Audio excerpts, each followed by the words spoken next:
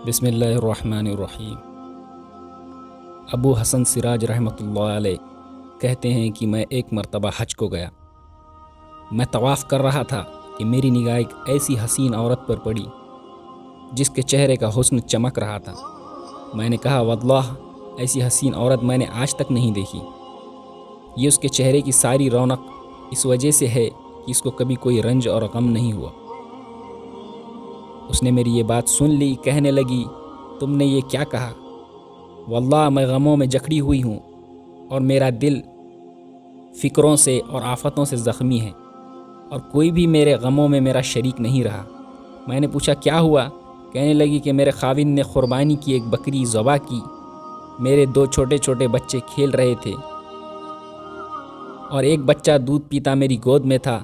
میں گوشت پکانے کے لیے اٹھی تو ان دونوں لڑکوں میں سے ایک نے دوسرے سے کہا کہ میں تجھے بتاؤں کہ ابا نے بکری کس طرح ذبح کی؟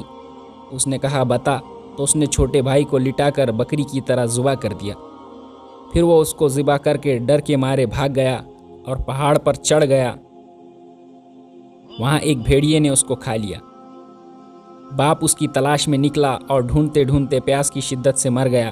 میں دودھ پیتے بچے کو بٹھا کر دروازے تک گئی کہ شاید خاوند کا کچھ پتہ چلے،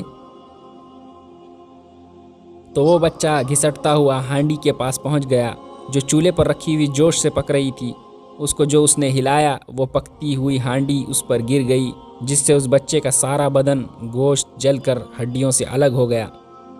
میری ایک بڑی لڑکی جو اپنے خاوند کے گھر تھی، اس کو جب اس سارے قصے کے بارے میں خبر پہنچی تو وہ خبر سن کر زمین پر گر گئی، اور اسی میں اس کی موت مقدر تھی اور وہ بھی مر گئی۔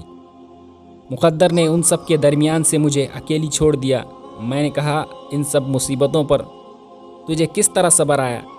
وہ کہنے لگی جو شخص صبر اور بے صبری میں الگ الگ غور کرے گا وہ ان کے درمیان بہت فرق پائے گا۔ صبر کا انجام محمود ہے اور بے صبری پر کوئی اجر نہیں ملتا۔ پھر اس نے 3 شعر پڑھے اور چل دی، جن کا ترجمہ یہ ہے کہ میں نے صبر کیا اس لیے کہ صبر بہترین اعتماد کی چیز ہے، اور بے صبری سے مجھے کوئی فائدہ پہنچ نہیں سکتا۔ میں نے ایسی مصیبتوں پر صبر کیا کہ اگر وہ مصیبتیں سخت پہاڑوں پر ڈال دی جاتی تو پہاڑ بھی ٹکڑے ٹکڑے ہو جاتے۔ میں نے اپنے آنسوؤں پر قدرت پائی، بس ان کو نکلنے سے روک دیا۔ اب وہ آنسو اندر ہی اندر میرے دل پر گر رہے ہیں۔